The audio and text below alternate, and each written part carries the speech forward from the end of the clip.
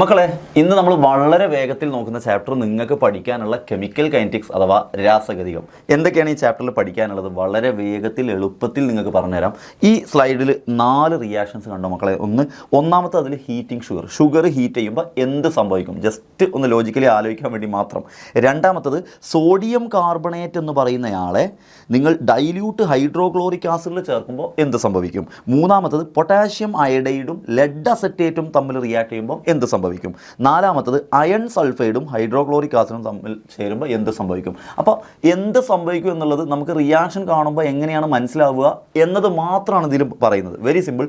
Sugar heat ചെയ്ത് കഴിഞ്ഞാൽ നിങ്ങൾക്ക് അവിടെ ബ്ലാക്ക് കളർ കാണാൻ പറ്റും. അപ്പോൾ നിങ്ങൾക്ക് മനസ്സിലാവും ആ ഷുഗർ ഹീറ്റ് ചെയ്തപ്പം അവിടെ കാർബൺ മാത്രം ബാക്കിയായിട്ട് വാട്ടർ മോളിക്യൂളൊക്കെ പോയി എന്ന് പറഞ്ഞു കഴിഞ്ഞാൽ the product obtained is black, അഥവാ ബ്ലാക്ക് കളറിൽ നിങ്ങൾക്ക് പ്രൊഡക്റ്റ് കിട്ടും. രണ്ടാമത്തത് കാർബണേറ്റിനെ ഹൈഡ്രോക്ലോറിക് ആസിഡുമായിട്ട് റിയാക്ട് ചെയ്തു. ഇവിടെ മനസ്സിലാക്കേണ്ട ഒരൊറ്റ പോയിന്റ് ഉള്ളൂ. കാർബണേറ്റ് എന്ന് പറയുന്ന ആസിഡുമായിട്ട് റിയാക്ട് ചെയ്താൽ അതിന് കാർബൺ ഡൈ ഓക്സൈഡ് പുറത്തു വരും. അപ്പോൾ നിങ്ങൾ കാർബണേറ്റിലേക്ക് ഹൈഡ്രോക്ലോറിക് ആസിഡ് ഇട്ട് കഴിഞ്ഞാൽ അവിടുന്ന് കാർബൺ ഡൈ ഓക്സൈഡ് പുറത്തു വരും. കാർബൺ ഡൈ ഓക്സൈഡ് എന്ന് പറഞ്ഞു കഴിഞ്ഞാൽ നമ്മൾ ഈ സോഡ കുപ്പിയൊക്കെ തുറക്കുമ്പോൾ ഇങ്ങനെ ബ്രിസ്ക് എഫർവസൻസ് ഇങ്ങനെ താഴ്ത്തുനിന്ന് ഇങ്ങനെ വരുന്നത് പോലെ, അഥവാ ഒരു എഫർവസൻസ് നമുക്ക് കാണാൻ പറ്റും. മൂന്നാമത്തത് പൊട്ടാഷ്യം അയോഡൈഡും ലെഡ് അസറ്റേറ്റും തമ്മിൽ ചേർക്കുമ്പോൾ അത് ഓർത്ത് വെക്കാൻ പറഞ്ഞാൽ ഇത് തമ്മിൽ ചേർത്ത് കഴിഞ്ഞാൽ നിങ്ങൾക്ക് യെല്ലോ പ്രസിപ്പിറ്റേറ്റ് കിട്ടും. അത് ഓർത്ത് വെക്കാനുള്ള ട്രിക്ക് പറഞ്ഞിട്ട് പൊട്ടാഷ്യം അയോഡൈഡും ലെഡ് അസറ്റേറ്റും ചേർക്കുമ്പോൾ ലെഡ് ലഡുവിൻ്റെ കളർ യെല്ലോ ആണെന്ന് ആലോചിച്ചാൽ മതി. സോ പൊട്ടാഷ്യം അയോഡൈഡും ലെഡ് അസറ്റേറ്റും ചേർത്താൽ യെല്ലോ കളർ കിട്ടും.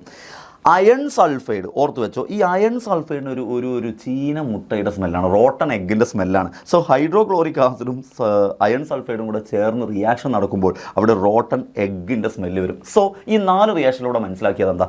ഒന്നിൽ ബ്ലാക്ക് കളറ് കണ്ടപ്പോൾ കളറിൽ നിന്ന് നമുക്ക് മനസ്സിലായി അവിടെ എന്തോ റിയാക്ഷൻ നടന്നു.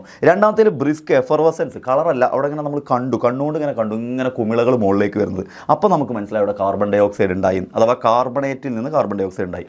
മൂന്നാമത്തതും കളർ, അവിടെ എന്തോ വേറൊരു പ്രൊഡക്റ്റ് ഉണ്ടായപ്പോൾ അതിൻ്റെ കളർ യെല്ലോ ആയിരുന്നു. അപ്പോൾ നമ്മൾ ഓർത്ത് വെക്കാൻ ലഡുവിന് യെല്ലോ ആണെന്നുള്ള രീതിയിൽ ഓർത്ത് വെച്ചു. നാലാമത്തത് ഒരു റോട്ടൺ എഗ്ഗിൻ്റെ സ്മെല്ല് വന്നപ്പോൾ നമുക്ക് മനസ്സിലായി അവിടെ എന്തോ റിയാക്ഷൻ നടന്നിട്ട് ആ അയൺ സൾഫൈഡിന് എന്തോ ഒരു സ്മെല്ല് വന്നു എന്നുള്ളത്. ഈ 4 റിയാക്ഷൻ ജസ്റ്റ് ഒന്ന് മക്കൾ ഓർത്ത് വെക്കുക. ഈ ചാപ്റ്ററിൻ്റെ ഭാഗമായിട്ട് ചില റിയാക്ഷൻ നടക്കുമ്പോൾ നമുക്ക് അതിന് സ്മെല്ല് വരാം, അതിന് കളർ മനസ്സിലാക്കാം, അതിൽ നിന്ന് ബ്രിസ്ക് എഫർവസൻസ് വരാം. ഇങ്ങനെ മനസ്സിലാക്കാൻ വേണ്ടി മാത്രമാണ് ഈ റിയാക്ഷനുകൾ ഞാനിവിടെ പറഞ്ഞത്. അത് ക്ലിയറേ. രണ്ടാമത്തത് ഡിഫറൻറ്റ് ടൈപ്സ് ഓഫ് റിയാക്ഷൻസ് നമുക്ക് പഠിക്കാനുണ്ട്. Very simple. അപ്പോൾ നിങ്ങൾ ഇതെങ്ങനെയാണ് പഠിക്കേണ്ടതെന്ന് അറിയാം. ഈ 4 ടൈപ്പ് റിയാക്ഷൻസ് പേര് വെച്ച് പഠിക്കുക. ആ പേര് വെച്ച് പഠിച്ചതിന് ശേഷം ഓരോന്നിനുള്ള എക്സാമ്പിൾസ് മക്കൾ മൈൻഡിൽ അങ്ങ് സെറ്റാക്കുക. അപ്പോൾ പഠിക്കാൻ പോകണേ. റെഡി. ഒന്നാമത്തത് കോമ്പിനേഷൻ റിയാക്ഷൻ. കോമ്പിനേഷൻ്റെ മലയാളം സംയോജനം. രണ്ടാമത്തത് ഡീകോമ്പോസിഷൻ അഥവാ പൊട്ടുക, വിഘടനം. മൂന്നാമത്തത് ഡബിൾ ഡീകോമ്പോസിഷൻ അഥവാ ദ്വിവിഘടനം. നാലാമത്തത് ഡിസ്പ്ലേസ്മെൻറ്റ് അഥവാ ആദേശ രാസപ്രവർത്തനം. 4 ഒന്ന് കൂടിച്ചേരുക, കോമ്പിനേഷൻ. രണ്ടാമത്തത് പൊട്ടുക, ഡീകമ്പോസിഷൻ. മൂന്നാമത്തത് 2 പൊട്ടുക, ദ്വിവിഘടനം, ഡബിൾ ഡീകമ്പോസിഷൻ. നാലാമത്തത് ഡിസ്പ്ലേസ് ആകുക, ഒരാളെ മാറ്റി മറ്റൊരാൾ വരിക, ഡിസ്പ്ലേസ്മെൻറ്റ്. ഇത് 4 നിങ്ങൾ പഠിക്കേണ്ടത് എക്സാമ്പിൾ വെച്ചിട്ടാണ്. കൂടിച്ചേരുന്ന ഇഷ്ടംപോലെ എക്സാമ്പിൾ ഉണ്ട്, പക്ഷേ ടെക്സ്റ്റിൽ വെച്ചുള്ള എക്സാമ്പിളാണ് നിങ്ങൾ ആദ്യം പഠിച്ച് സെറ്റാക്കേണ്ടത്. കാരണം അത് വെച്ചിട്ടാണ് ക്വസ്റ്റ്യൻ വരിക. അപ്പോൾ ടെക്സ്റ്റിൽ പറയുന്ന ഒരു എക്സാമ്പിൾ എന്താണെന്ന് ചോദിച്ചു കഴിഞ്ഞാൽ നിങ്ങൾ നീറ്റുകക്കല്ലേ, നീറ്റുകക്ക, അതിൻ്റെ പേരാണ് CaO. ഈ CaO നിങ്ങൾ വാട്ടറിൽ ഡിസോൾവ് ചെയ്യുന്നു. ഈ CaO എന്ന് പറയുന്ന ആളെ വാട്ടറിൽ ചേർത്ത് കഴിഞ്ഞാൽ എന്ത് കിട്ടും? ഇതാണ് അറിയേണ്ടത്. സോ CaO എന്ന് പറയുന്ന ആളെ വാട്ടറിൽ ചേർത്ത് കഴിഞ്ഞാൽ CaO എന്ന് പറഞ്ഞാൽ ഇതാണ്. വാട്ടർ എന്ന് പറഞ്ഞു കഴിഞ്ഞാൽ H2O അല്ലേ? H2O എന്ന് പറഞ്ഞാൽ HHO അല്ലേ? H2O. ഈ COA നിങ്ങൾ വാട്ടറിൽ ഇട്ട് കഴിഞ്ഞാൽ വെരി സിമ്പിൾ. നോക്കിക്കേ, CaOയെ വാട്ടറിൽ ഇട്ട് കഴിഞ്ഞാൽ ഇത് Ca, ഇതാരാ? ഇത് OH, ഇത് OH. എത്ര OH? 2 OH. അഥവാ നമുക്ക് കിട്ടുന്ന പ്രോഡക്റ്റ് CaOH ട്വൈസ്. കഴിഞ്ഞു. സോ CaO എന്ന് പറയുന്ന ആളും വെള്ളം എന്ന് പറയുന്ന ആളും തമ്മിൽ കൂടി ചേർന്നപ്പം നമുക്ക് കാൽഷ്യം ഹൈഡ്രോക്സൈഡ് കിട്ടി. Combination reaction. നീറ്റുകക്ക വെള്ളത്തിലേക്ക് ഇട്ടപ്പം അത് നിങ്ങൾ നീറ്റുകക്ക എടുത്തിട്ട് വെള്ളത്തിൽ ഇടുമ്പോൾ ഇങ്ങനെ അതിൻ്റെ ഒരു പാത്രത്തിലാണ് ഇടണമെങ്കിൽ അതിൻ്റെ പാത്രത്തിൻ്റെ പുറം ഭാഗം തൊട്ട് നോക്കിയാൽ ചൂട് കാണാൻ പറ്റും. എന്ന് പറഞ്ഞാൽ എക്സോതെർമിക്ക, താപമോചക പ്രവർത്തനം. ഈ റിയാക്ഷൻ നടക്കുമ്പോൾ ഹീറ്റ് പുറത്തേക്ക് വരും. സോ നിങ്ങൾക്ക് കാൽഷ്യം ഹൈഡ്രോക്സൈഡ് കിട്ടി. സോ അത് മനസ്സിലായല്ലോ. കോമ്പിനേഷൻ റിയാക്ഷൻ്റെ ഐഡിയ മനസ്സിലായല്ലോ. അപ്പോൾ എന്താണ് കോമ്പിനേഷൻ റിയാക്ഷൻ എന്ന് പറഞ്ഞു കഴിഞ്ഞാൽ? 2 അതിലധികമോ ചെറിയ ആളുകൾ കൂടിച്ചേർന്നിട്ട് നടക്കുന്ന റിയാക്ഷൻ, കൂടിച്ചേർന്നിട്ട് ഒരു പ്രൊഡക്റ്റ് ഉണ്ടാവുക. അപ്പോൾ 2 അതിലധികമോ ലഘുപദാർത്ഥങ്ങൾ കൂടിച്ചേർന്നിട്ട് പുതിയൊരു സംയുക്തം ഉണ്ടാവുന്നതാണ് കോമ്പിനേഷൻ. ക്ലിയർ? CaO എന്ന് പറയുന്ന ലഘുവാളും H2O എന്ന് പറയുന്ന മറ്റൊരു ലഘുവാളും കൂടി ചേർന്നിട്ട് CaOH ട്വൈസ് ഉണ്ടായതാണ് നമ്മുടെ റിയാക്ഷൻ. ആ റിയാക്ഷൻ്റെ എക്സാമ്പിളാണ് ഇവിടെ കൊടുത്തത്. എങ്ങനെയാണ് എഴുതേണ്ടതെന്ന് മനസ്സിലായല്ലോ. രണ്ടാമത്തത് ഡീകമ്പോസിഷൻ, പൊട്ടുക. പൊട്ടുന്നതിന് 3 എക്സാമ്പിൾ മെയിനായിട്ട് നിങ്ങളെ ചാപ്റ്ററിൽ പറയുന്നുണ്ട്. 3 എക്സാമ്പിൾ, അത് 3ഉം അടിപൊളിയായിട്ട് ഞാൻ പറഞ്ഞുതരാം. ഡീകമ്പോസിഷൻ. ഒന്നാമത്തെ പൊട്ടുന്ന ആൾ ഒന്ന് നോട്ട് ചെയ്ത് വെച്ചു. ഒന്നാമത്തെ പൊട്ടുന്ന ആൾ ammonium dichromate NH4 toys Cr2O7. ഇതെങ്ങനെ ഓർത്തുക? CR7 Cristiano Ronaldo CR7. Ammonium NH4 toys Cr2O7. ഒന്നാമത്തെ ആൾ അതാണ്. രണ്ടാമത്തെ ആൾ ലെഡ് നൈട്രേറ്റ് എന്ന് പറഞ്ഞാൽ PbNO3 ടോയ്സ്. ഇവർ രണ്ടുപേരും പൊട്ടുന്നത് എഴുതി പഠിക്കുക. എങ്ങനെയത് എഴുതി പഠിക്കുക? NH4 ടോയ്സ് അല്ലേ, അപ്പോൾ ഞാൻ NH4 2 വട്ടം എഴുതി, കുഴപ്പമില്ലല്ലോ. Cr ടോയ്സ് അല്ലേ, അപ്പോൾ Crഉം 2 വട്ടം എഴുതി. ഓക്കെ. ഇനി O 4 അല്ലേ, O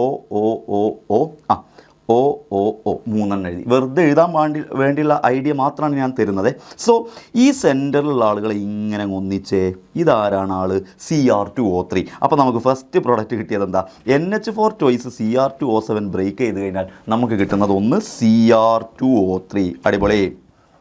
രണ്ടാമത്തെ പ്രൊഡക്റ്റ് ഇതാ, ഇവിടെ NH4 ഒരു നൈട്രേനും രണ്ടാമത്തെ NH4 നൈട്രേനും നമുക്ക് N2ഉം കിട്ടി. കഴിഞ്ഞടാ. ബാക്കി എത്ര ടോട്ടൽ ഹൈഡ്രജൻ ഉണ്ട്? 8 ഹൈഡ്രജൻ ഉണ്ട്. H4 8 ഹൈഡ്രജൻ ഉണ്ട്. 4 ഓക്സിജൻ ഉണ്ട്. 8 ഹൈഡ്രജനും 4 ഓക്സിജനും വരണമെങ്കിൽ അത് എന്തായാൽ മതി? 4 H2O ആയാൽ പോരെ, ബൈ പ്രൊഡക്റ്റായി. സോ എങ്ങനെയാണ് അമോണിയം ഡൈക്രോമേറ്റ് പൊട്ടുന്നതെന്ന് വളരെ സിമ്പിളായിട്ട് ഞാൻ പറഞ്ഞത്. ഇതേപോലെ നിങ്ങൾക്ക് PbNO3 ടോയ്സ് എഴുതാം. അത് എഴുതുമ്പോൾ 2 PB ഉണ്ടെന്ന് വിചാരിക്കാം. അപ്പോൾ PbNO3 ടോയ്സ് 2 എണ്ണം ഉണ്ട്.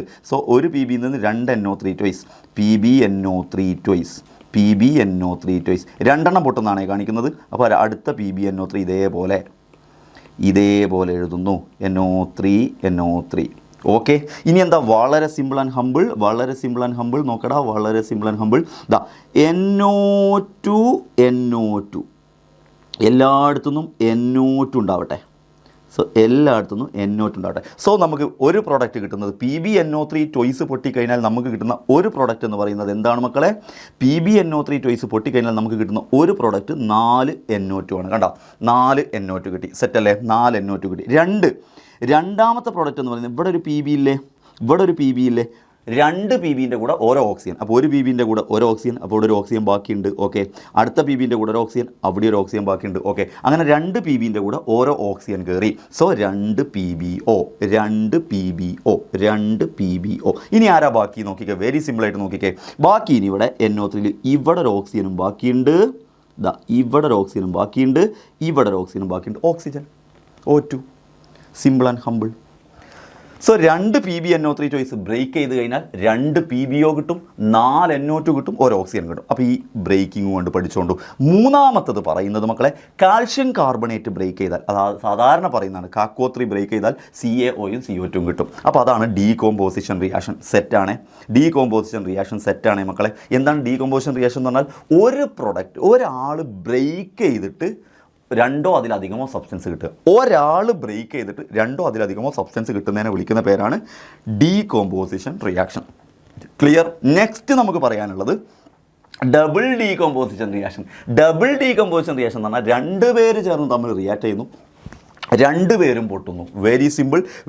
ഡബിൾ ഡീകമ്പോസിഷൻ റിയാക്ഷൻ എന്ന് പറയുമ്പോൾ നിങ്ങൾ മൈൻഡിൽ സെറ്റ് ആക്കേണ്ടത്, ഒന്ന്, സിൽമ നടന്മാർ കോൾ ചെയ്തു എന്നൊരു ട്രിക്ക് ഞാൻ പറഞ്ഞു നിന്നു. അത് ഡബിൾ ഡീകമ്പോസിഷൻ ആണ്. ആരാ? സിൽമ, സിൽവർ, നടൻ NO3. സിൽമ നടന്മാർ എന്നെ കോൾ ചെയ്തു, NaCl. കഴിഞ്ഞു. ഇതാണ് ഒന്നാമത്തെ എക്സാമ്പിൾ. ഡബിൾ ഡീകമ്പോസിഷൻ ഒന്നാമത്തെ എക്സാമ്പിൾ. സിൽമ നടന്മാർ എന്നെ കോൾ ചെയ്തു. രണ്ടാമത്തെ എക്സാമ്പിൾ ആരാണ്? രണ്ടാമത്തെ എക്സാമ്പിൾ ബച്ചനാണ് കോൾ ചെയ്തത്. ആരെയാണ് കോൾ ചെയ്തത്? ആസിഫ് അലിനെയും സൽമാൻ ഖാനെയും, അല്ലെങ്കിൽ ഹൈറ്റുള്ള സൽമാൻ ഖാൻ എന്ന് പറഞ്ഞാൽ H2SO4. ബച്ചനാണ് കോൾ ചെയ്തത് ഹൈറ്റുള്ള സൽമാൻ ഖാൻ എന്ന് പറഞ്ഞാൽ സൾഫ്യൂരിക് ആസിഡ്. ഓക്കെ. അഥവാ H2SO4, height H, Salman Khan SO4. So anyway ഇത് 2 റിയാക്ഷനായിട്ട് പഠിച്ചു വെച്ചാൽ മതി. ഡബിൾ ഡീകമ്പോസിഷൻ്റെ എക്സാമ്പിൾ, സിൽമ നടന്മാർ എന്നെ കോൾ ചെയ്തു, ബച്ചൻ കോൾ ചെയ്തു ഹൈറ്റുള്ള സൽമാൻ H2SO4. AgNO3യും NaClയും നമ്മൾ റിയാക്ട് ചെയ്താൽ എന്താ കിട്ടുക? Agയും Clഉം അറ്റത്തുള്ളവരൊന്നിക്കട്ടെ AgCl പ്ലസ് സെൻറ്ററിലുള്ളവരൊന്നിക്കട്ടെ NaNO3. കണ്ടോ? Double decomposition. Agയും പൊട്ടി, NaClഉം പൊട്ടി, AgNO3 പൊട്ടി, NaClഉം പൊട്ടി, രണ്ടാളും തമ്മിൽ അങ്ങോട്ടും ഇങ്ങോട്ടും ചേർന്നു. ഡബിൾ ഡീകമ്പോസിഷൻ അഥവാ ദ്വിവിഘടനം. അറ്റത്തുള്ള ആളുകൾ ഒന്നിക്കട്ടെ, BAയും SO4, BaSO4 പ്ലസ് സെൻറ്ററിലുള്ള ആൾ ഒന്നിക്കട്ടെ H2Cl2 പറയുമ്പോൾ 2HCl H2Cl2 എന്ന് പറഞ്ഞ ഒരാളില്ല, അപ്പോൾ 2HCl. സോ മക്കളെ ഇവിടെ കിട്ടുന്ന ഈ പ്രൊഡക്റ്റിൻ്റെ പ്രത്യേകത എന്താ വെച്ചാൽ ഈ പ്രൊഡക്റ്റുകൾ രണ്ടുപേർക്കും വൈറ്റ് കളറായിരിക്കും, അത് വൈറ്റ് പ്രസിപ്പിറ്റേറ്റ് ആയിരിക്കും. AgClൻ്റെ പ്രസിപ്പിറ്റേറ്റും വൈറ്റ്. അപ്പോൾ ഡബിൾ ഡീകമ്പോഷനായ ഈ റിയാക്ഷനിൽ അതിൻ്റെ രണ്ടിൻ്റെയും പ്രസിപ്പിറ്റേറ്റ് വൈറ്റ് ആയിരിക്കും. അപ്പോൾ രണ്ടിടത്തും പൊട്ടി, റിയാക്ഷൻ മറക്കൂലല്ലോ. ദെൻ മക്കളെ അതിൻ്റെ എക്സാമ്പിൾസാണ് ഇവിടെ തന്നത്. ആ വൈറ്റ് പ്രസിപ്പിറ്റേറ്റിൻ്റെ കളറൊക്കെ കാണിക്കുന്നുണ്ട്. ദെൻ ഡിസ്പ്ലേസ്മെൻറ്റ് റിയാക്ഷൻ, ആദേശ രാസപ്രവർത്തനം, പോകുക ഒരാൾ. അതിനാകെ വളരെ സിമ്പിൾ എക്സാമ്പിൾ, നിങ്ങളൊരു മെറ്റൽ എടുത്തിട്ട് ആസിഡിലേക്ക് ചേർക്കുക. നിങ്ങളോട് ഡബിൾ ഡിസ്പ്ലേസ്മെൻറ്റ് റിയാക്ഷൻ ചോദിച്ചാൽ മെറ്റൽ എടുത്തിട്ട്, നല്ല ഹൈലി റിയാക്റ്റീവായ മെറ്റൽ എടുത്തിട്ട് ആസിഡിലേക്കോ വെള്ളത്തിലേക്കോ ഇട്ടാൽ ഡിസ്പ്ലേസ്മെൻ്റ് ആയി. ഒരു എക്സാമ്പിൾ പറയുകയാണെങ്കിൽ സിങ്ക് എന്ന് പറയുന്നയാളെ HClലേക്ക് ഇടുക. സിങ്ക് എന്ന് പറയുന്ന ആളെ HClലേക്ക് ഇട്ടാൽ അവിടുന്ന് H2 പുറത്ത് വരും, ഹൈഡ്രജൻ ഗ്യാസ് പുറത്ത് വരും.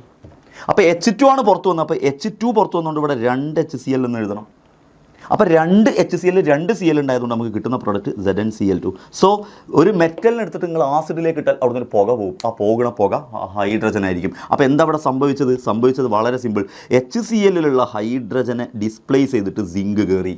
HClലുള്ള ഹൈഡ്രജനെ അവിടുന്ന് ഒഴിവാക്കിയിട്ട് ചവിട്ടി ഒരൊറ്റ പുറത്താക്കിയിട്ട് സിങ്ക് അങ്ങ് കയറി, ZnCl2 ആയി. ഇതാണ് ആദേശ രാസപ്രവർത്തനം അഥവാ ഡിസ്പ്ലേസ്മെൻറ്റ് റിയാക്ഷൻ. സെറ്റ് അല്ലേ?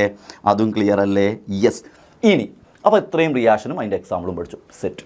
ഇനി നിങ്ങൾക്ക് പഠിക്കാനുള്ളത് ഓരോ റിയാക്ഷനെയും അഫക്റ്റ് ചെയ്യുന്ന ഫാക്ടേഴ്സ്.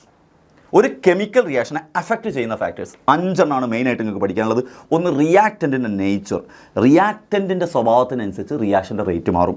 രണ്ടാമത്, കോൺസെൻട്രേഷൻ ഓഫ് റിയാക്റ്റൻറ്റ്, നിങ്ങൾ എടുക്കുന്ന റിയാക്റ്റൻറ്റിൻ്റെ കോൺസെൻട്രേഷൻ മാറുന്നതനുസരിച്ച് റേറ്റ് മാറും, അഥവാ അത് നടക്കുന്ന സ്പീഡ് മാറും. സർഫസ് ഏരിയ ഓഫ് റിയാക്റ്റൻസിൻ്റെ സർഫസ് ഏരിയ മാറുന്നതിനനുസരിച്ചും റിയാക്ഷൻ്റെ റേറ്റ് മാറും. ടെമ്പറേച്ചറിനനുസരിച്ച് റിയാക്ഷൻ്റെ റേറ്റ് മാറും. കാറ്റലിസ്റ്റ് ചേർക്കുന്നതനുസരിച്ചും റിയാക്ഷൻ്റെ റേറ്റ് മാറും. ഇതിനും ഓരോ എക്സാമ്പിൾ പഠിക്കുക. ഓക്കെ. നേച്ചർ ഓഫ് റിയാക്റ്റൻസിന് വെരി സിമ്പിൾ. നിങ്ങൾ വെള്ളം എടുത്തിട്ട് അതിലേക്ക് സോഡിയം ഇടുക, മഗ്നീഷ്യം ഇടുക. നിങ്ങൾക്ക് മനസ്സിലാവും, വെള്ളത്തിലേക്ക് സോഡിയം ഇട്ട പട പറഞ്ഞ് പൊട്ടിത്തെറിക്കും. സോ സോഡിയം ഹൈലി റിയാക്റ്റീവാണ്. എന്നാൽ മഗ്നീഷ്യം ഇട്ട് കഴിഞ്ഞാൽ അത്ര റിയാക്റ്റീവ് അല്ല. സോ മഗ്നീഷ്യത്തിനേക്കാൾ സോഡിയം റിയാക്റ്റീവാണ്. അതുകൊണ്ട് പെട്ടെന്ന് റിയാക്ഷൻ നടന്നു, അഥവാ റിയാക്റ്റൻറ്റിൻ്റെ മാറുന്നതിനനുസരിച്ച് റിയാക്ഷൻ മാറി. Very simple. നമ്മൾ വീട്ടിൽ ബീഫ് കറിയും ചിക്കൻ കറിയും ഉണ്ടാക്കുന്നു. ബീഫ് കറി ഉണ്ടാക്കാൻ കുറേ സമയം എടുക്കുന്നു, ചിക്കൻ കറി പെട്ടെന്നാവുന്നു. അഥവാ ചിക്കൻ്റെ നേച്ചർ അല്ല ബീഫിൻ്റെ നേച്ചർ. ആൾ മാറിയപ്പോൾ റിയാക്ഷൻ നടക്കുന്ന സ്പീഡും മാറി. സോ സോഡിയോ മഗ്നീഷ്യോ വെള്ളത്തിലേക്ക് ഇടുന്നതാണ് അതിൻ്റെ example. Concentration of reactance very സിമ്പിളായിട്ട് മനസ്സിലാക്കാം. നിങ്ങൾ മഗ്നീഷ്യത്തിലേക്ക് 2 ആസിഡ് നിങ്ങൾക്ക് ചേർക്കാം. ഒന്നെങ്കിൽ നിങ്ങൾ ഡൈല്യൂട്ട് HCl ചേർത്തിട്ട് ആ റിയാക്ഷൻ നടത്തുക, അല്ലെങ്കിൽ നിങ്ങൾ കോൺസെൻട്രേറ്റഡ് HCl ചേർത്തിട്ട് റിയാക്ഷൻ നടത്തുക. കോൺസെൻട്രേറ്റഡ് HCl ചേർത്തപ്പോൾ റിയാക്ഷൻ വളരെ വേഗത്തിൽ നടക്കുന്നതായിട്ട് കാണാൻ പറ്റും. കാരണം കോൺസെൻട്രേറ്റഡ് HCl ചേർക്കുമ്പോൾ അതിൻ്റെ കോൺസെൻട്രേഷൻ കൂടി, റിയാക്ടിവിറ്റി കൂടി. ഇവിടെ സോഡിയത്തിനാണ് റിയാക്ടിവിറ്റി കൂടുതൽ. അപ്പോൾ കോൺസെൻട്രേഷൻ അനുസരിച്ച് മാറുന്നുള്ളതിൻ്റെ എക്സാമ്പിൾസ് ആർ വെരി ഇമ്പോർട്ടൻറ്റ്. മൂന്നാമത്തത്, surface area of reactants. Surface area മാറുന്നതനുസരിച്ച് റിയാക്റ്റൻസ് ഇത് മാറും. എന്ത്? റിയാക്ഷൻ്റെ റിയാക്ടിവിറ്റി മാറും. Very simple. നിങ്ങൾ ആസിഡ് എടുക്കുക. ഓക്കെ, നിങ്ങൾ ആസിഡ് എടുക്കുക, HCl എടുക്കുക. അതിലേക്ക് നിങ്ങൾ ഒരു മാർബിൾ എടുക്കുക. മാർബിൾ എന്ന് പറഞ്ഞാൽ കാൽഷ്യം കാർബണേറ്റ് എടുക്കുക. മാർബിൾ എടുക്കുക. ഒറ്റ മാർബിളിൻ്റെ പീസ് എടുക്കുക. മാർബിളിൻ്റെ ഒരു കഷ്ണം മാർബിൾ എടുക്കുക. മറ്റടുത്ത് പീസസ് ഓഫ് മാർബിൾസ് എടുക്കുക. മാർബിൾ പീസസ് എടുക്കുക. എടാ മക്കളെ, മാർബിൾ പീസസ് എന്ന് പറയുമ്പോൾ മാർബിളിൻ്റെ കുറേ കഷ്ണങ്ങൾ കൂടുമ്പോൾ സർഫസ് ഏരിയ കൂടും. സർഫസ് ഏരിയ കൂടുമ്പോഴും എന്ത് കൂടും? റിയാക്ടിവിറ്റി കൂടും. സോ സർഫസ് ഏരിയ കൂടുമ്പോൾ റിയാക്ടിവിറ്റി കൂടും എന്ന് കാണിക്കാനുള്ള എക്സാമ്പിൾ ഇതാണ്. ഞാൻ ഓരോന്നിനും ഓരോ എക്സാമ്പിൾ കാണിക്കുന്നുണ്ട് കേട്ടോ. നെക്സ്റ്റ് വൺ, ടെമ്പറേച്ചർ വളരെയധികം ഇൻട്രസ്റ്റിംഗ് ആണ്. നിങ്ങൾക്ക് ഒരുപാട് റിയാക്ഷൻ മനസ്സിലാക്കാൻ പറ്റും. നിങ്ങളുടെ അടുക്കളയിൽ നിങ്ങൾ ചായ ഉണ്ടാക്കുമ്പോൾ വെറുതെ അടുപ്പത്ത് കൊണ്ടുപോയി വെച്ചാൽ ചായ ആകൂല. ആ അടുപ്പത്ത് കൊണ്ടുപോയി വെച്ചാൽ അടുപ്പണ് ഓൺ ആക്കണം. അപ്പോൾ ടെമ്പറേച്ചർ കൂട്ടുമ്പോഴേ ചായ ഉണ്ടാവുള്ളൂ. അപ്പോൾ ടെമ്പറേച്ചറിനനുസരിച്ച് റിയാക്ടിവിറ്റി മാറുമെന്ന് കാണിക്കാൻ ഒരൊറ്റ എക്സാമ്പിൾ എഴുതിയാൽ മതി. നിങ്ങൾ എഴുതേണ്ടത് അമോണിയം ക്ലോറൈഡ് എന്ന് പറയുന്നയാളും സോഡിയം ഹൈഡ്രോക്സൈഡും തമ്മിൽ റിയാക്ട് ചെയ്യുമ്പോൾ പ്രത്യേകിച്ച് നിങ്ങൾക്കൊന്നും റിയാക്ഷൻ ഒന്നും നടക്കില്ല, പെട്ടെന്ന് സ്മെല്ലൊന്നും വരില്ല. പക്ഷേ നിങ്ങൾ അവിടെ ടെമ്പറേച്ചർ കൊടുത്തിട്ടുണ്ടെങ്കിൽ, ഡെൽറ്റ എന്ന് പറഞ്ഞാൽ ടെമ്പറേച്ചർ, ഞാൻ എഴുതിയ ഡെൽറ്റ എന്ന് പറഞ്ഞാൽ ടെമ്പറേച്ചർ, നിങ്ങളവിടെ ടെമ്പറേച്ചർ കൊടുത്തിട്ടുണ്ടെങ്കിൽ അതിൽ നിന്ന് അമോണിയ ഗ്യാസ് പുറത്ത് വരും. അമോണിയം ക്ലോറൈഡും സോഡിയം ഹൈഡ്രോക്സൈഡും ചേർത്തിട്ട് ചൂടാക്കുമ്പോൾ അമോണിയ ഗ്യാസ് പുറത്തു വരും. അമോണിയ ഗ്യാസ് പുറത്തു വരുന്നത് എങ്ങനെയാണ് സാറേ മനസ്സിലാവുക? അതിനൊരു രൂക്ഷഗന്ധമാണ്, ഒരുമാതിരി സ്മെല്ലാണ്, മൂക്കൊക്കെ അടിച്ച് കയറുന്ന സ്മെല്ലാണ്. ആ സ്മെല്ല് വന്നപ്പോൾ നിങ്ങൾക്ക് മനസ്സിലായി അവിടെ അമോണിയം ഗ്യാസ് ഉണ്ടായി, അമോണിയ ഗ്യാസ് ഉണ്ടായി. ആ അമോണിയ ഗ്യാസ് ഉണ്ടാവാൻ കാരണക്കാരൻ നിങ്ങൾ ഇവിടെ കൊടുത്ത ടെമ്പറേച്ചറാണ്. അപ്പോൾ ടെമ്പറേച്ചർ കൂട്ടിയാലും എന്ത് കൂടും? റിയാക്ഷൻ്റെ റിയാക്ടിവിറ്റി കൂടും. അഞ്ചാമത്തത് എഫക്റ്റ് ഓഫ് കാറ്റലിസ്റ്റ്. ചില റിയാക്ഷൻ നടക്കണമെങ്കിൽ കാറ്റലിസ്റ്റുകൾ വേണം. എന്താ കാറ്റലിസ്റ്റ്? പുറത്തുനിന്ന് വന്ന് സഹായിക്കുന്നവർ. പുറത്തുനിന്ന് വന്നിട്ട് അവർ നമ്മളെ റിയാക്ഷനെ നല്ലോണം സഹായിച്ചിട്ട് അവർ റിയാക്ഷനിലൊക്കെ പങ്കെടുക്കും. സഹായിച്ചിട്ട് എന്നിട്ട് അവരതുപോലെ പുറത്തു പോകും. സോ വന്ന് അതുപോലെ പുറത്തു പോകും. ആരാ വന്നത്, ആരാ പോയത്? ആരോ വന്ന് എന്നെ സഹായിച്ചു പോയി. റിയാക്ഷനിൽ കൂടി അവിടെ തന്നെ നിൽക്കൂല. പുറത്തുനിന്ന് ആരോ വന്നു നമ്മളെ സഹായിച്ചു, അയാൾ പോവുകയും ചെയ്തു. ആരാ എൻ്റെ ലൈഫിലേക്ക് കയറി വന്നെന്ന് മനസ്സിലാവില്ല. അങ്ങനത്തെ ആളാണ് കാറ്റലിസ്റ്റ്. കാറ്റലിസ്റ്റിൻ്റെ എക്സാമ്പിൾ പറയാൻ 3-4 എക്സാമ്പിൾ നിങ്ങൾ പഠിക്കണം. അതിൽ ഒന്നാമത്തത് ഇവിടെ ഞാൻ എഴുതി തരുന്നത്, ഹൈഡ്രജൻ പെറോക്സൈഡ് ബ്രേക്ക് ചെയ്തിട്ട് വാട്ടറും ഓക്സിജനും ആവുന്ന റിയാക്ഷൻ ഉണ്ട്. ഹൈഡ്രജൻ പെറോക്സൈഡ് ബ്രേക്ക് ചെയ്തിട്ട് വാട്ടറും ഓക്സിജനും ആകുന്ന റിയാക്ഷൻ ഉണ്ട്. അതിൽ നമ്മൾ ചേർക്കുന്ന കാറ്റലിസ്റ്റ് ഉണ്ട്. പിന്നെ അതുപോലെ ഹേബർ പ്രോസസ്സിൽ നമ്മൾ ചേർക്കുന്ന കാറ്റലിസ്റ്റ് ഉണ്ട്. കോണ്ടാക്ട് പ്രോസസ്സിൽ നമ്മൾ ചേർക്കുന്ന കാറ്റലിസ്റ്റ് ഉണ്ട്.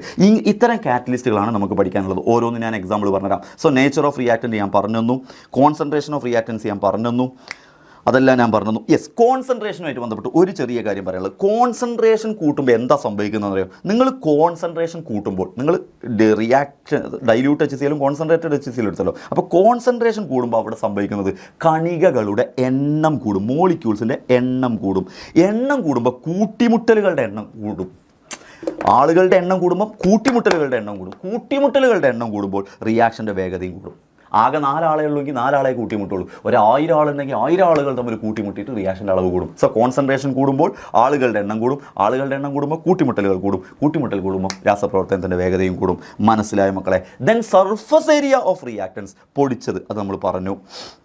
പൊടിക്കുമ്പോൾ തന്നെ സംഭവിക്കുന്ന സർഫസ് ഏരിയ കൂടുന്നു. സർഫസ് ഏരിയ കൂടുമ്പോൾ കൂട്ടിമുട്ടലുകളുടെ എണ്ണം കൂടും. സോ മെയിനായിട്ട് ആളുകളുടെ എണ്ണം കൂടുമ്പോഴും കൂട്ടിമുട്ടൽ കൂടും, സർഫസ് ഏരിയ കൂടുമ്പോഴും കൂട്ടിമുട്ടൽ കൂടും. പിന്നെ ടെമ്പറേച്ചർ പറഞ്ഞപ്പോൾ നിങ്ങൾ ശ്രദ്ധിക്കേണ്ടത്, ഒരു കോമ്പൗണ്ട് റിയാക്ഷനിൽ പങ്കെടുക്കണമെങ്കിൽ ചിലപ്പോൾ ആ എനർജി മതിയാവില്ല. അപ്പോൾ ആ എനർജി കൂട്ടാൻ വേണ്ടിയിട്ട് നമ്മൾ ടെമ്പറേച്ചർ അങ്ങ് കൂട്ടും. ടെമ്പറേച്ചർ കൂട്ടുമ്പോൾ റിയാക്ഷൻ ആവശ്യമായ എനർജി അങ്ങ് കിട്ടും. അപ്പോൾ റിയാക്ഷൻ ആവശ്യമായ മിനിമം എനർജിയെ വിളിക്കുന്ന പേരാണ് ത്രഷോൾഡ് എനർജി. ഒരു റിയാക്ഷൻ നടക്കാൻ വേണ്ടി കിട്ടേണ്ടുന്ന ഒരു മിനിമം എനർജി. ആ മിനിമം എനർജി ഇല്ലെങ്കിൽ അയാൾക്ക് റിയാക്ഷന് പോകാൻ പറ്റില്ല. ആ മിനിമം എനർജിയാണ് ത്രഷോൾഡ് എനർജി. ആ മിനിമം എനർജിയിൽ അയാൾ എത്തിക്കുക നമ്മൾ എങ്ങനെയാണ്? ടെമ്പറേച്ചർ കൊടുത്തിട്ട്. അപ്പോൾ ടെമ്പറേച്ചർ കൊടുത്തിട്ട് മിനിമം എനർജിയിലേക്ക് എത്തിക്കും. അഥവാ ടെമ്പറേച്ചർ കൊടുക്കുമ്പോൾ കണികകളുടെ ഗതികോർജ്ജം കൂടും. കണികൾ ഓടി ടെമ്പറേച്ചർ കൂടുമ്പോൾ കണികൾ മോളിക്യൂൾസ് ഇങ്ങനെ ഓടാൻ തുടങ്ങും. അങ്ങനെ ഓടി അതിൻ്റെ താപനില വർദ്ധിക്കുമ്പോൾ ത്രഷോൾഡ് എനർജിയിലേക്ക് എത്തും. ആ മിനിമം ഓടി ത്രഷോൾഡ് എനർജിയിലേക്ക് എത്തും. രാസപ്രവർത്തനത്തിൻ്റെ വേഗത കൂടും. ദെൻ കാറ്റലിസ്റ്റിൻ്റെ എക്സാമ്പിളാണ് പറഞ്ഞത്. ഹൈഡ്രജൻ പെറോക്സൈഡ് ബ്രേക്ക് ചെയ്ത് വെള്ളവും ഓക്സിജനും ആവുന്ന റിയാക്ഷനിൽ നമ്മൾ കാറ്റലിസ്റ്റ് ആയിട്ട് എടുക്കുന്നത് മാംഗനീസ് ആണ്. സോ മാംഗനീസ് ഡയോക്സൈഡ് ആണ്. സോ മാംഗനീസ് ഡയോക്സൈഡ് ആണ് ഹൈഡ്രജൻ പെറോക്സൈഡിൻ്റെ കാറ്റലിസ്റ്റ്. അഥവാ ഈ റിയാക്ഷൻ്റെ റിയാക്ടിവിറ്റി കൂട്ടാനുള്ള കാരണക്കാരൻ മാംഗനീസ് ഡയോക്സൈഡ് MnO2. മറ്റൊരു എക്സാമ്പിൾ, ഹേബർ പ്രോസസ്സിൽ നമ്മൾ ഉപയോഗിക്കുന്ന കാറ്റലിസ്റ്റ് അയൺ. മറക്കരുത്, അമോണിയ ഉണ്ടാകുന്ന റിയാക്ഷൻ. കോണ്ടാക്ട് പ്രോസസ്സ് എന്ന് പറഞ്ഞാൽ സൾഫ്യൂരിക് ആസിഡിൻ്റെ ഈ റിയാക്ഷൻ, അതിലുപയോഗിക്കുന്ന കാറ്റലിസ്റ്റ് V2O5. നാലാമത്തത് അത്രയേ ഉള്ളൂ. അപ്പം ഹേബർ പ്രോസസ്സിൽ അയണ്, കോണ്ടാക്ട് പ്രോസസ്സിൽ V2O5 വനേഡിയം പെൻറ്റോക്സൈഡ്, അറിയാലോ കോണ്ടാക്ട് പ്രോസസ്സ് എഴുതി പഠിക്കണേ. 2SO2 + O2 gives 2SO3, N2 + 3H2 gives 2NH3. H2O2 break ചെയ്തിട്ട് H2O ഓക്സിജൻ ഉണ്ടാകുന്നതിൽ മാംഗനീസ് ഡയോക്സൈഡ്. ഇത്രയാണ് കാറ്റലിസ്റ്റുകൾ പഠിക്കാനുള്ളത്. ഇനി നമ്മളെ നേച്ചറിൽ കാണപ്പെടുന്ന കാറ്റലിസ്റ്റുകൾ ഏതൊക്കെയാണ്? Very simple. നമ്മുടെ ബോഡിയിൽ ഒരുപാട് റിയാക്ഷൻ നടക്കാൻ വേണ്ടി നമ്മളെ സഹായിക്കുന്നത് എൻസൈമുകളാണ്. എൻസൈമുകൾ ഒരു കാറ്റലിസ്റ്റാണ്. സോ എൻസൈമുകൾ ഒരു കാറ്റലിസ്റ്റുകളാണ്, ഓർത്ത് വെക്കുക. ഏറ്റവും എക്സാമ്പിളായിട്ട് നിങ്ങൾക്ക് പറയാവുന്നത് നമ്മുടെ ഇതിലുള്ള എന്താണ് പറയുക, നമ്മുടെ ബോഡിയിലുള്ള സ്റ്റാർച്ചിനെ മാൾട്ടോസ് ആക്കുന്ന എൻസൈമാണ് അമിലേസ്. നമ്മുടെ ഉമിനീരില്ലേ, ഇതിലുള്ള അമിലേസ് എന്ന് പറയുന്ന എൻസൈം ഉണ്ട്. ഉമിനീരിൽ കാണപ്പെടുന്ന അമിലേസ്. ഈ അമിലേസിൻ്റെ പണി എന്താ പറയുക? അപ്പോൾ ഉമിനീരിലുള്ള എൻസൈമായ അമിലേസിൻ്റെ പണി എന്താ? നിങ്ങൾ കഴിക്കുന്ന സ്റ്റാർച്ചിനെ മാൾട്ടോസ് ആക്കി മാറ്റുന്നു. മക്കളെ, ഇതാണ് ഈ സിമ്പിൾ ആൻഡ് ഹംബിളായ ചാപ്റ്റർ. ഇനി നന്നായിട്ട് അങ്ങ് പഠിച്ചോ.